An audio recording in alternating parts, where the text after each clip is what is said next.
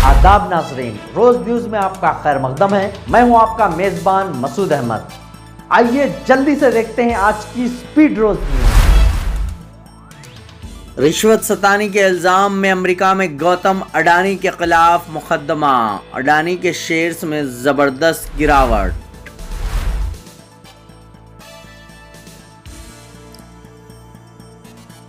हिंदुस्तानी अरबपति और अडानी ग्रुप के चेयरमैन गौतम अडानी के खिलाफ अमेरिका में मालियाती धोखाधड़ी का मुकदमा दर्ज किया गया है।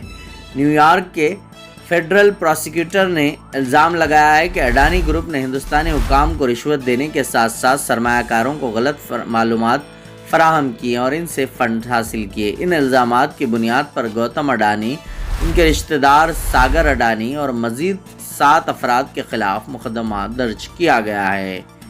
प्रोसिक्यूटर ने दावा किया है कि अडानी और इनके कंपनियों ने 20 सालों में $2 बिलियन के मुनाफा बख्श शमसी तवानाई के मुआहदे हासिल करने के लिए भारतीय सरकारी हुकाम को तकरीबन $265 मिलियन की रिश्वत दी।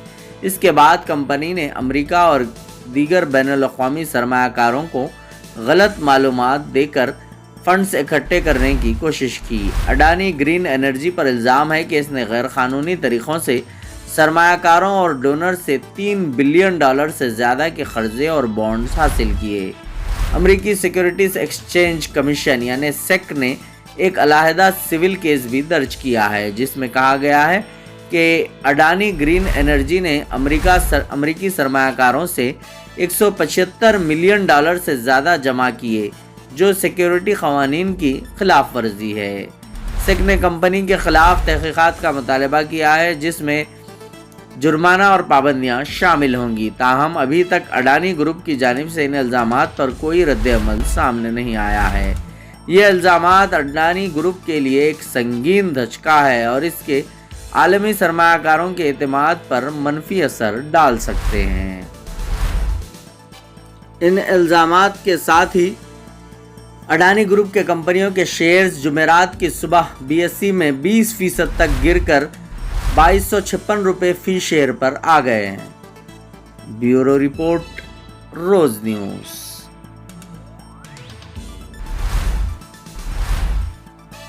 गौतम अडानी को मोदी का तहफ़्फ़ुज़ हासिल होने की वजह से इन्हें गिरफ्तार नहीं किया गया, राहुल गांधी का बयान।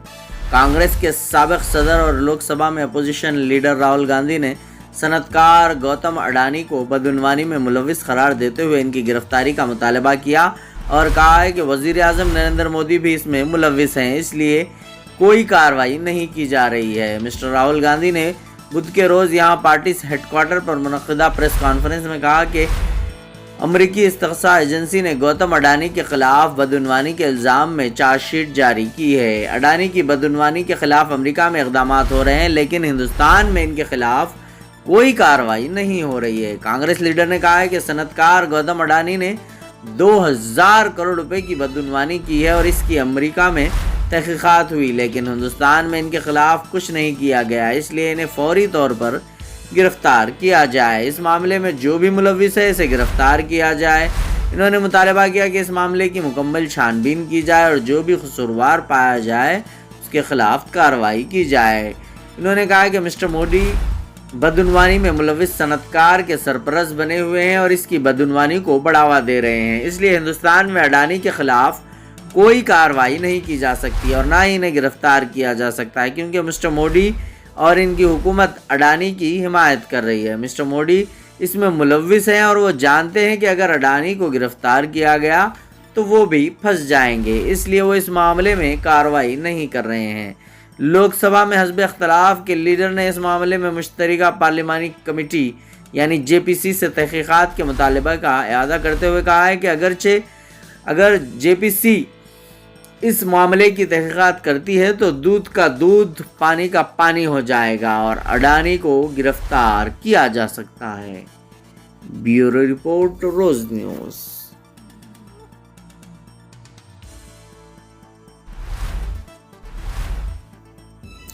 नेतन्याहू के खिलाफ आलमी अदालत ने किया वारंट जारी। बैनुल-अक़वामी अदालत इंसाफ ने आज इसराइल के वज़ीर आज़म नेतन्याहू और युवा गैलेंट के वारंट گرفتاری جاری کر دیے ہیں۔ کئی ماہ کی تفتیش کے بعد بین الاقوامی عدالت انصاف نے آج فیصلہ دیا ہے کہ اس نے سابق صہیونی وزیر اعظم اور وزیر دفاع کے خلاف جنگی جرائم کے الزام میں گرفتاری کے بین الاقوامی وارنٹ جاری کر دیے ہیں۔ غیر ملکی خبر رساں ایجنسی کے مطابق اسرائیلی وزیر اعظم پر جنگی جرائم کے ارتکاب کا الزام ہے۔ عالمی فوجداری عدالت نے جنگی جرائم کے ارتکاب کے الزام میں سابق اسرائیلی وزیر دفاع یوف گیلنٹ کے وارنٹ گرفتاری جاری کیے ہیں۔ عدالت نے فلسطینی مزاحمتی تنظیم حماس کے عسکری ونگ القسام بریگیڈز کے سربراہ محمد زیف کے بھی وارنٹ گرفتاری جاری کیے ہیں۔ عالمی فوجداری عدالت کے چیف پراسیکیوٹر نے رواں سال مئی میں اسرائیل وزیر اعظم نتن یاہو اور دیگر کے جنگی جرائم کے ارتکاب کے الزام میں وارنٹ گرفتاری جاری کرنے کے لیے درخواست دی تھی۔ بیورو رپورٹ، روز نیوز۔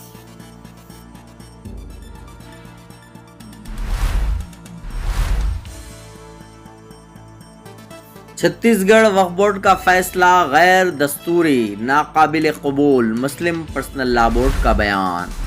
آل انڈیا مسلم پرسنل لا بورڈ نے چھتیس گڑھ وقف بورڈ کا فرمان کہ ائمہ مساجد کو جمعے کے خطبات کی حکومت سے قبل از وقت منظوری اور توثیق لینی ہوگی کو انتہائی غلط، دستور ہند کے منافی اور ناقابل قبول قرار دیا۔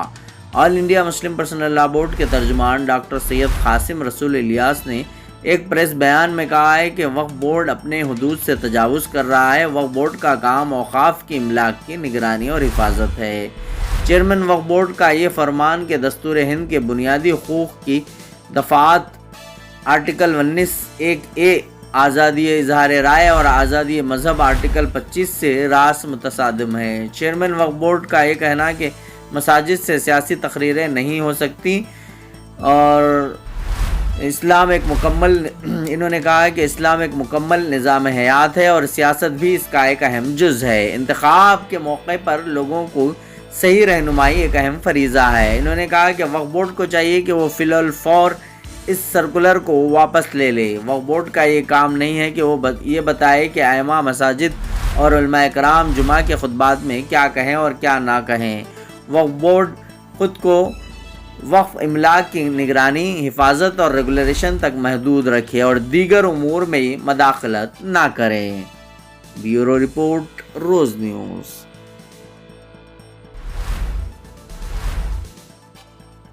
پاکستان کے کرم ضلع میں مسافروں پر فائرنگ، 50 افراد ہلاک۔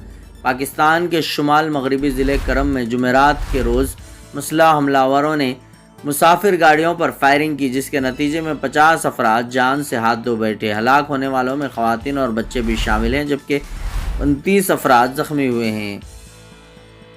یہ فائرنگ پشاور اور پاراچنار کے درمیان سفر کرنے والے 2 قافلوں کی نشانہ بنا کر کی گئی۔ انہوں نے اسے ایک بڑا سانحہ قرار دیا اور خدشہ ظاہر کیا کہ ہلاکتوں کی تعداد مزید بڑھ سکتی ہے۔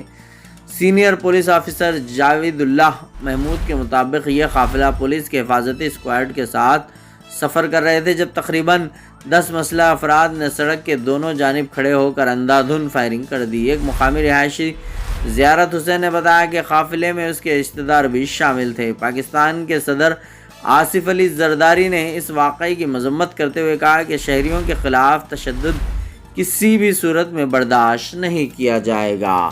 میڈیا رپورٹس کے مطابق یہ کشیدگی طویل عرصے سے جاری شیعہ اور سنی مسلمانوں کے درمیان زمینی تنازع کا نتیجہ ہے۔ حملہ آوروں کی شناخت ابھی تک نہیں ہو سکی ہے اور کسی تنظیم نے اس حملے کی ذمہ داری ابھی تک قبول نہیں کی ہے۔ بیورو رپورٹ، روز نیوز۔